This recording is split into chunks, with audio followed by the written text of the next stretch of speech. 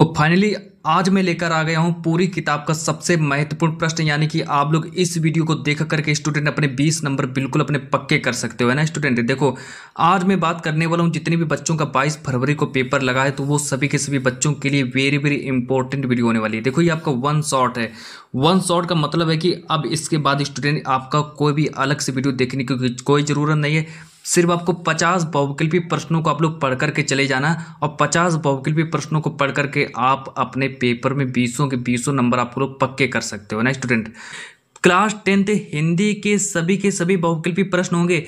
इस वीडियो को देख करके स्टूडेंट आप अपने 22 फरवरी को 20 नंबर अपने पक्के कर सकते हो स्टूडेंट, है ना।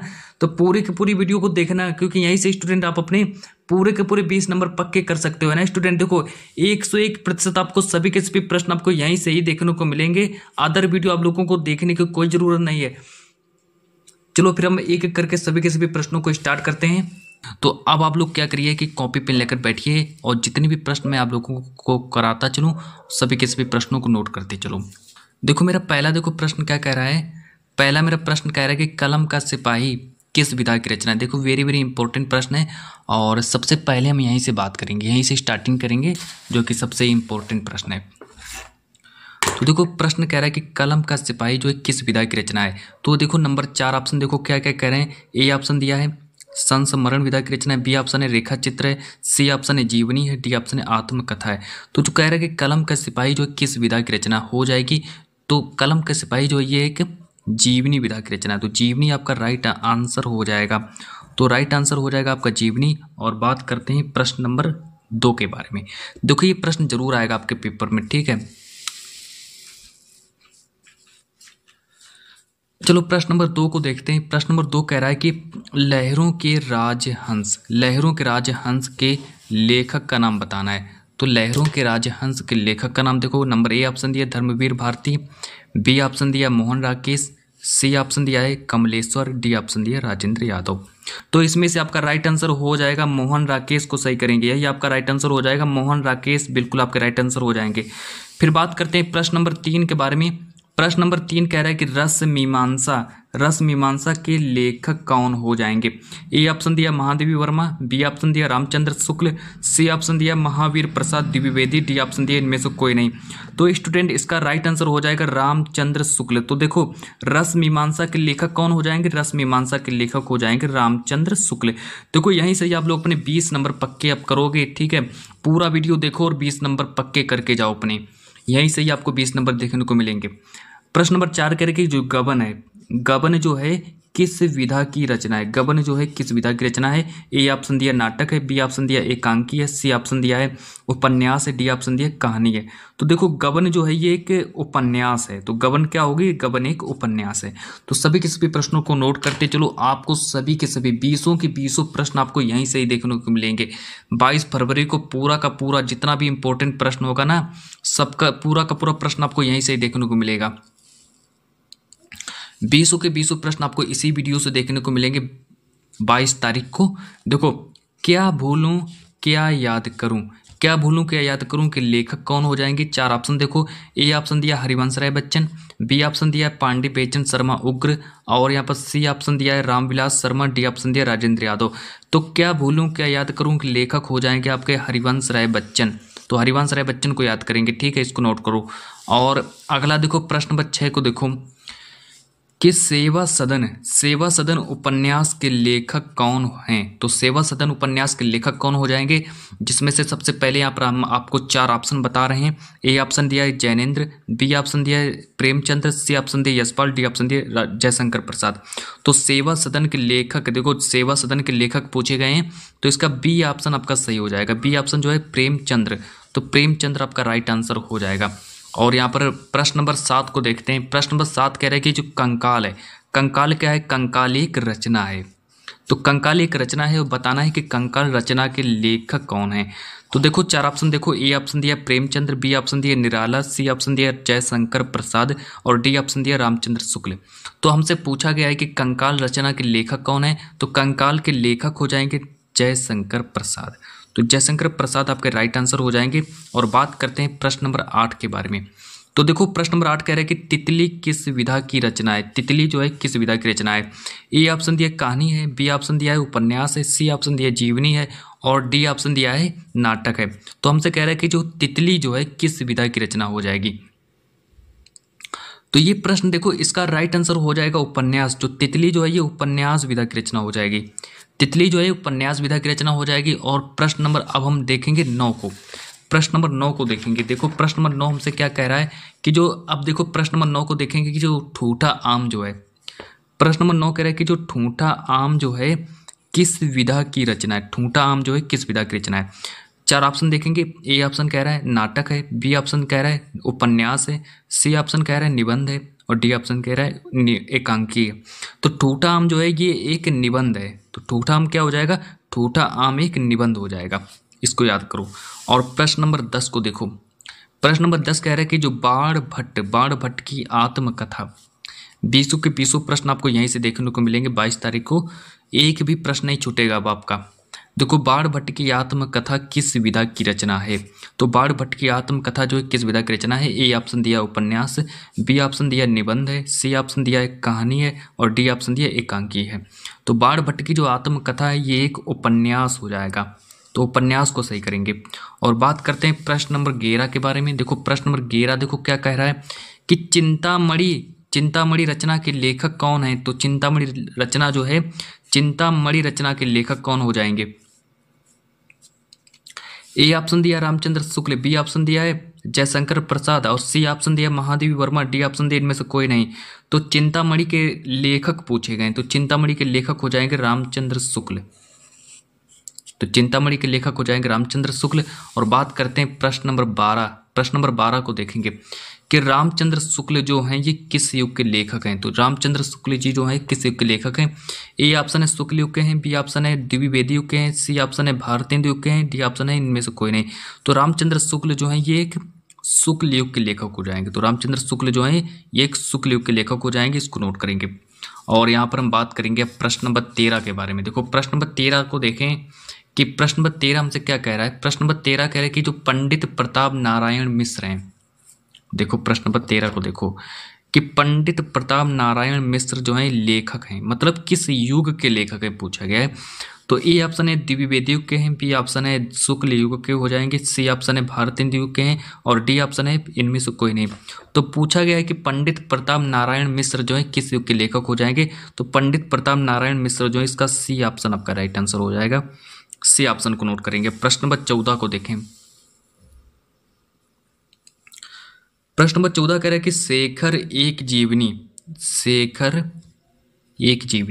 क्या है, शेखर एक जीवनी है ना। तो शेखर एक जीवनी उपन्यास के लेखक का नाम बताना है। तो ये देखो यहाँ से देखो ये इम्पोर्टेंट है ना, बहुत आता है पेपर में कि शेखर एक जीवनी उपन्यास के लेखक कौन हो जाएंगे। ए ऑप्शन है धर्मवीर भारती, बी ऑप्शन है प्रेमचंद्र, सी ऑप्शन है अज्ञेय और डी ऑप्शन है इनमें से कोई नहीं।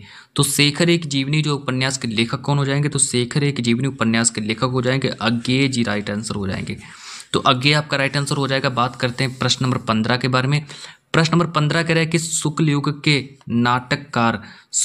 नाटककार निम्नलिखित में से कौन नहीं है। तो शुक्ल युग के नाटककार कौन नहीं है, तो बात करते हैं इसके बारे में। ए ऑप्शन दिया जयशंकर प्रसाद, बी ऑप्शन दिया हरिकृष्ण प्रेमी और सी ऑप्शन दिया डॉक्टर रामकुमार वर्मा और डी ऑप्शन दिया भारतेंदु हरिश्चंद्र। देखो शुक्ल युग के नाटककार, देखो इसमें भारतेंदु हरिश्चंद्र जो है ये शुक्ल युग के नाटककार नहीं है ना। तो भारतेंदु हरिश्चंद्र जो है शुक्ल युग के नाटककार नहीं है और सभी शुक्ल युग के नाटककार हो जाएंगे। और बात करते हैं प्रश्न नंबर 16 के बारे में। प्रश्न नंबर 16 कह रहे हैं कि जो भारत दुर्दशा किस विधा की रचना है। भारत दुर्दशा जो है किस विधा की रचना है। ए ऑप्शन है जीवनी विधा की रचना है, बी ऑप्शन है रेखा चित्र है, सी ऑप्शन है आत्मकथा है, डी ऑप्शन है एकांकी है।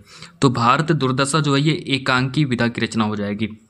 ठीक है स्टूडेंट, इसको याद करेंगे कि भारत दुर्दशा जो है ये एक एकांकी विधा की रचना हो जाएगी। और वहीं हम लेकर आ गए प्रश्न नंबर 17 को। प्रश्न नंबर 17 कह रहा है कि जो झूठा सच क्या है। झूठा सच एक रचना है। झूठा सच एक रचना है, बताना है कि झूठा सच जो है किस विधा की, मतलब ये कौन सी विधा है। झूठा सच जो है, झूठा सच रचना जो है किस विधा की रचना है।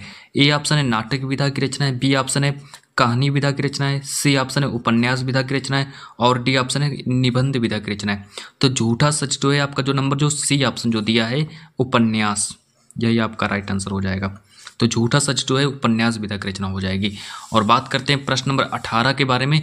प्रश्न नंबर देखो 18 हमसे देखो कह रहा है कि जो शुक्ल युग की समय विधि कितनी हो जाएगी। देखो शुक्ल युग की समय अवधि देखो कितनी हो जाएगी। ए ऑप्शन है 1900 से 1920 तक, बी ऑप्शन है 1925 से 1940 तक, सी ऑप्शन है 1919 से 1938 तक, डी ऑप्शन इनमें से कोई नहीं। तो देखो अगर शुक्ल युग की अगर समय विधि पूछी जाएगी तो इसका जो सी ऑप्शन जो दिया है, सी ऑप्शन क्या है 1919 से 1938। तो 1900 से 1938 यही आपका राइट आंसर हो जाएगा। तो आपका जो नंबर जो आपका ऑप्शन नंबर जो सी दिया है, ठीक है, कि 1919 से 1938 यही आपका राइट आंसर हो जाएगा। और बात करते हैं प्रश्न नंबर 19 के बारे में, मतलब प्रश्न नंबर 19 को देखेंगे कि कलम का सिपाही की रचना किसने की। कलम का सिपाही जो है रचना किसने की। ए ऑप्शन है वृंदावन लाल वर्मा ने की, बी ऑप्शन है प्रेमचंद्र ने की, सी ऑप्शन है अमृत राय ने की, और डी ऑप्शन है इनमें से कोई नहीं। तो कलम का सिपाही जो है ये अमृत राय की रचना है, अमृत राय।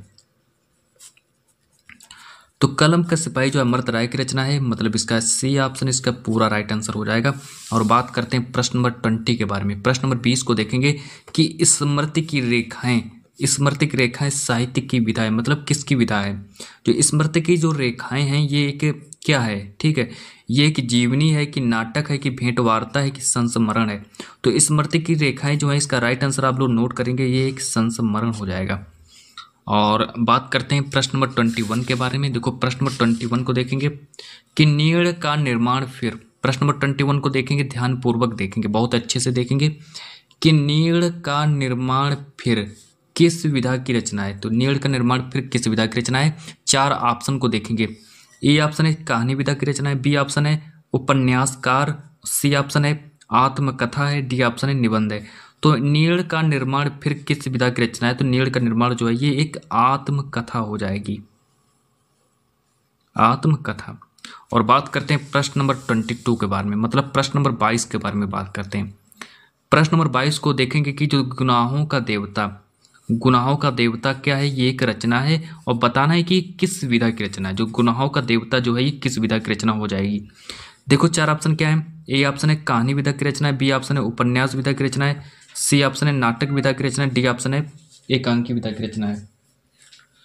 तो देखिए प्रश्न नंबर आपका 22 है और इसका राइट आंसर हो जाएगा, इसका राइट आंसर नोट करेंगे, इसका सही ऑप्शन हो जाएगा उपन्यास विधा की रचना है। और बात करते हैं प्रश्न नंबर 23 के बारे में। प्रश्न नंबर 23 को देखेंगे। प्रश्न नंबर 23 कह रहा है कि जो हंस पत्रिका है, हंस पत्रिका के संपादक कौन थे। देखो वेरी वेरी इंपॉर्टेंट प्रश्न है कि हंस पत्रिका के संपादक कौन थे। ए ऑप्शन है प्रेमचंद्र, बी ऑप्शन है निराला जी हैं, सी ऑप्शन है जयशंकर प्रसाद, डी ऑप्शन है महादेवी वर्मा। तो हंस पत्रिका के संपादक कौन थे, ठीक है। तो इसका राइट आंसर हो जाएगा ए ऑप्शन इसका सही हो जाएगा। ए ऑप्शन को नोट करेंगे, यही आपका राइट आंसर हो जाएगा। और बात करते हैं प्रश्न नंबर 24 के बारे में। प्रश्न नंबर 24 कह रहा है कि जो शुक्ल युग के प्रसिद्ध उपन्यासकार का नाम बताना है। तो शुक्ल युग के प्रसिद्ध उपन्यासकार कौन हो जाएंगे। 4 ऑप्शन को पहले देखेंगे। ए ऑप्शन है रांगेव राघव, बी ऑप्शन है भगवती चरण वर्मा, सी ऑप्शन है धर्मवीर भारती, डी ऑप्शन इनमें से कोई नहीं। तो शुक्ल युग के प्रसिद्ध नाटककार, प्रसिद्ध उपन्यासकार का नाम पूछा गया, तो इसका राइट आंसर नोट करेंगे भगवती चरण वर्मा। भगवती चरण वर्मा मतलब बी ऑप्शन आपका राइट आंसर हो जाएगा। और बात करते हैं प्रश्न नंबर 25, मतलब प्रश्न नंबर 25 को देखेंगे। प्रश्न नंबर 25 को देखेंगे। प्रश्न नंबर 25 कह रहा है कि यहाँ पर कि मैला आंचल क्या है। मैला आंचल एक रचना है, ठीक है। तो मैला आंचल रचना है, इस रचना मतलब इसके रचनाकार कौन है, इसकी रचना किसने की, ये बताना है। चलो 4 ऑप्शन देखो। ए ऑप्शन है मोहन राकेश, बी ऑप्शन है फणीश्वर नाथ रेणु, सी ऑप्शन है प्रेमचंद्र, डी ऑप्शन है जयशंकर प्रसाद। तो मैला आंचल जो है आपका जो बी ऑप्शन जो दिया, देखो बी ऑप्शन क्या है फणीश्वर नाथ रेणु, यही आपका राइट आंसर हो जाएगा। इसको नोट करेंगे, ठीक है, इसको नोट करो कॉपी में जल्दी से। कि मैलांचल के रचनाकार कौन हो जाएंगे, तो फणीश्वर नाथ रेणु, यही आपका राइट आंसर हो जाएंगे। बात करते हैं प्रश्न नंबर 26 के बारे में, मतलब प्रश्न नंबर 26 के बारे में, कि ध्रुव स्वामिनी नाटक के रचनाकार कौन है। ध्रुव स्वामिनी नाटक के रचनाकार कौन है, तो ए ऑप्शन है प्रेमचंद्र हो जाएंगे, बी ऑप्शन है कि जयशंकर प्रसाद है, सी ऑप्शन है कि हरिकृष्ण प्रेमी है, और डी ऑप्शन है रामकुमार वर्मा है। तो ध्रुव स्वामिनी नाटक के रचनाकार कौन हो जाएंगे, देखो इसका बी ऑप्शन इसका सही हो जाएगा, इसका बी ऑप्शन इसका सही हो जाएगा, जयशंकर प्रसाद को सही करेंगे, इसका राइट आंसर हो जाएगा जयशंकर प्रसाद। और बात करते हैं प्रश्न नंबर 27, मतलब प्रश्न नंबर 27 के बारे में। देखो इस बार पूछा गया कि पंचांग दर्शन, ठीक है, तो पंचांग दर्शन क्या है, पंचांग दर्शन एक रचना का नाम है, तो पंचांग दर्शन एक रचना का नाम बताना है और बताना है कि इसके रचनाकार कौन है। तो पंचांग दर्शन के रचनाकार कौन है, ए ऑप्शन है मथुरानाथ शुक्ल, ठीक है, मथुरानाथ शुक्ल, और बी ऑप्शन है सदल मिश्र, ठीक है, सदल मिश्र याद रखेंगे, लल्लू लाल हैं सी ऑप्शन पर, और डी ऑप्शन पर इनमें से कोई नहीं। तो इसका ए ऑप्शन इसका सही हो जाएगा मथुरानाथ शुक्ल, है ना। तो इसका ए ऑप्शन जो इसका राइट आंसर हो जाएगा मथुरानाथ को सही करेंगे।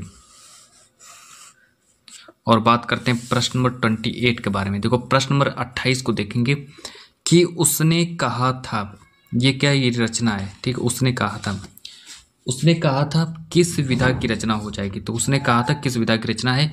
तो देखो चार ऑप्शन देखो क्या है, ए ऑप्शन है उपन्यास विधा की रचना है, बी ऑप्शन है कहानी विधा की रचना है, सी ऑप्शन है यात्रा व्रत है, डी ऑप्शन है आलोचना है। तो उसने कहा था ये एक कहानी हो जाएगी।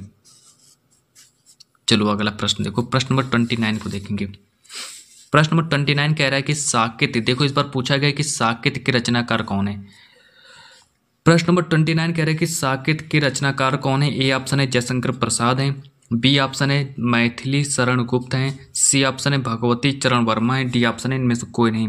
तो साकेत के रचनाकार पूछे गए हैं इस बार, तो साकेत के रचनाकार हो जाएंगे मैथिली शरण गुप्त, तो इसके राइट आंसर हो जाएंगे मैथिली शरण गुप्त। चलो बात करते हैं प्रश्न नंबर 30 के बारे में। देखो प्रश्न नंबर 30 कह रहा है कि दीप शिखा किसकी रचना है। दीप शिखा जो किसकी रचना हो जाएगी, ए ऑप्शन है महादेवी वर्मा की है, बी ऑप्शन है सूर्यकांत त्रिपाठी निराला, और सी ऑप्शन है सुभद्रा कुमारी चौहान, डी ऑप्शन इनमें से कोई नहीं। तो पूछा गया कि जो दीप शिखा जो है किसकी रचना है, तो देखो दीप शिखा जो है आपकी महादेवी वर्मा जी की रचना है, दीप शिखा जो है महादेवी वर्मा जी की रचना, नोट करेंगे इसको। और बात करते हैं प्रश्न नंबर 31 के बारे में। प्रश्न नंबर 31 को देखेंगे कि जो प्रिय प्रवास, ठीक है, तो प्रिय प्रवास के रचनाकार का नाम बताना है। तो प्रिय प्रवास के रचनाकार का नाम बताना है। ए ऑप्शन है मैथिली शरण गुप्त है, बी ऑप्शन है भारतेंदु हरिश्चंद्र है, सी ऑप्शन है मैथिली शरण गुप्त, और डी ऑप्शन है देशमुख फतेह अरियोध। तो फाइनली देखो यहाँ पर एक हमने डबल बार आंसर कर दिया, ठीक है। तो आप लोग इसका राइट आंसर नोट करेंगे, डी ऑप्शन इसका सही हो जाएगा, डी ऑप्शन अयोध्या सिंह उपाध्याय को सही करेंगे, डी ऑप्शन बिल्कुल आपका राइट आंसर हो जाएगा। तो अयोध्या सिंह उपाध्याय को सही करेंगे, ठीक है, तो यही आपका राइट आंसर हो जाएगा। तो डी ऑप्शन को राइट सही करने के बाद फिर हम और आगे बात करते हैं प्रश्न नंबर 32, प्रश्न नंबर 32 के बारे में बात करते हैं कि जो तार सप्तक जो है, तार सप्तक का प्रकाशन वर्ष कितना माना जाता है। देखो ए ऑप्शन है 1953, बी ऑप्शन है 1943, सी ऑप्शन 1935, डी ऑप्शन है 1919। तो तार सप्तक का जो प्रकाशन वर्ष जो होता है वो 1919 होता है, ये नोट करेंगे। और बात करते हैं प्रश्न नंबर 33 के बारे में। देखो प्रश्न नंबर 33 इस बार कह रहा है कि जो आधुनिक काल की समय सीमा पूछी गई है। प्रश्न नंबर 36 में कह रहा है कि आधुनिक काल की समय सीमा कितनी होती है, ठीक है। तो बताना है कि आधुनिक काल की समय सीमा कितनी होती है। तो चार ऑप्शन को देखेंगे। पहले ए ऑप्शन है 1919 से 1938 तक, ए ऑप्शन क्या 1919 से 1938 तक, बी ऑप्शन 1936 से 1943 तक, बी ऑप्शन क्या है, बी ऑप्शन है 1936 से 1943 तक, और सी ऑप्शन है 1918 से 1950 तक, और डी ऑप्शन है 1843 से अब तक। तो इसका राइट आंसर हो जाएगा आपका ए ऑप्शन इसका सही हो जाएगा, A option sorry D option इसका सही हो जाएगा। तो डी ऑप्शन इसका सही हो जाएगा 1843 से अब तक। तो आधुनिक काल की समय सीमा कितनी, तो आधुनिक काल की समय सीमा हो जाएगी 1843 से अब तक, मतलब डी ऑप्शन इसका राइट आंसर हो जाएगा। बात करते हैं प्रश्न नंबर 34 में पूछा गया कि भूषण, ठीक है, भूषण जो है किस युग के कवि हैं? भूषण जो है किस युग के कवि हैं? देखो चार ऑप्शन क्या है। ए ऑप्शन है आदिकाल के हैं, बी ऑप्शन है रीतिकाल के हैं, सी ऑप्शन है भक्ति काल के हैं और डी ऑप्शन है आधुनिक काल के हैं। तो भूषण जो है ये एक रीतिकाल के कवि हो जाएंगे। तो रीतिकाल के कवि कौन है? तो रीतिकाल के कवि हो जाएंगे भूषण जी। और बात करते हैं प्रश्न नंबर 35 के बारे में। देखो प्रश्न नंबर 35 कह रहा है कि आंगन के पार द्वार रचना है, तो किसकी रचना है ये बताना है, किसकी रचना है। देखो ए ऑप्शन है जयशंकर प्रसाद की है, बी ऑप्शन है रामधारी सिंह दिनकर की है, सी ऑप्शन है अज्ञे जी की है, डी ऑप्शन नरेंद्र शर्मा की है। तो आंगन के पार द्वार जो ये एक अज्ञे जी की रचना है। प्रश्न नंबर 36 को देखेंगे, प्रश्न नंबर 36 को देखेंगे कि राम की शक्ति पूजा की रचनाकार कौन है? ए ऑप्शन है सूर्यकांत त्रिपाठी निराला, बी ऑप्शन है रामधारी सिंह दिनकर, सी ऑप्शन है महादेवी वर्मा और डी ऑप्शन है सुमित्रा नंदन पंत। तो राम की शक्ति पूजा के रचनाकार कौन है? तो इसका राइट आंसर हो जाएगा सूर्यकांत त्रिपाठी निराला, यही इसके राइट आंसर हो जाएंगे। बात करते हैं प्रश्न नंबर 37 के बारे में। देखो प्रश्न नंबर 37 को देखेंगे, प्रश्न नंबर 37 को देखेंगे कि साकेत किस युग की रचना है। प्रश्न नंबर 37 को देखेंगे कि जो साकेत जो है किस युग की रचना है बताना है। ए ऑप्शन है भारत हिंदू युग की रचना है, बी ऑप्शन है द्विवेदी युग की रचना है, सी ऑप्शन है प्रगतिवादी युग की रचना है, डी ऑप्शन है छायावादी युग की रचना है। तो साकेत जो है किस युग की रचना हो जाएगी? तो इसका राइट आंसर नोट करेंगे, द्विवेदी युग की रचना है। फिर प्रश्न नंबर 38 को लाते हैं आप लोगों के सामने कि केशवदास जो हैं किस काव्यधारा के कवि हैं? केशवदास जो हैं किस काव्यधारा के कवि हैं? ए ऑप्शन है रीतिबद्ध काव्यधारा के कवि हैं, बी ऑप्शन है रीति सिद्ध काव्यधारा के कवि हैं, सी ऑप्शन है रीति मुक्त काव्यधारा के कवि हैं, डी ऑप्शन है प्रयोगवादी काव्यधारा के कवि हैं। तो पूछा गया कि जो केशवदास जो हैं किस काव्यधारा के कवि? केशवदास जो हैं रीतिबद्ध काव्यधारा के कवि हैं। और बात करते हैं प्रश्न नंबर 39। देखो प्रश्न नंबर 39 को देखेंगे कि रीतिकाल की रचना कौन हो जाएगी? ए ऑप्शन है रामचरितमानस, बी ऑप्शन है प्रिय प्रवास, सी ऑप्शन है प्रेम माधुरी, डी ऑप्शन है रामचंद्रिका। तो रीतिकाल की रचना पूछी गई है। देखो रीतिकाल की रचना हो जाएगी आपकी रामचंद्रिका। जो यहाँ पर आपका जो डी ऑप्शन जो दिया है रामचंद्रिका, यही आपका राइट आंसर हो जाएगा। और बात करते हैं प्रश्न नंबर 40 के बारे में। देखो प्रश्न नंबर 40 कह रहा है कि जो छत्रसाल दशक के रचयिता कौन हो जाएंगे? तो छत्रसाल दशक के रचयिता का नाम बताना है। ए ऑप्शन है मतिराम, बी ऑप्शन है घनानंद, सी ऑप्शन है भूषण, डी ऑप्शन है इनमें से कोई नहीं। तो छत्रसाल दशक के रचयिता हो जाएंगे भूषण जी, आपके राइट आंसर हो जाएंगे। और इसी के साथ बात करते हैं प्रश्न नंबर 41 के बारे में। देखो प्रश्न नंबर 41 को देखेंगे कि प्रश्न नंबर 41 कह रहा है कि हास्य रस का स्थायी भाव क्या होता है? प्रश्न नंबर 41 कह रहे हैं कि जो हास्य रस का स्थायी भाव क्या होता है?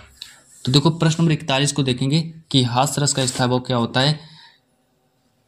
आप देखो प्रश्न नंबर 41 को देखेंगे कि हास्य रस का स्थायी भाव क्या होता है। ए ऑप्शन है हास्य रस, हास, और बी ऑप्शन है शोक, सी ऑप्शन है भय और डी ऑप्शन है रौद्र।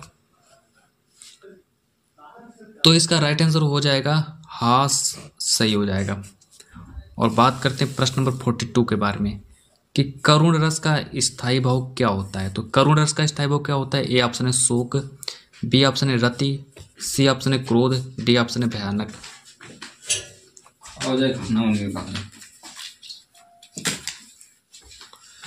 तो करुण रस का स्थायी भाव होता है शोक, तो शोक को सही करेंगे।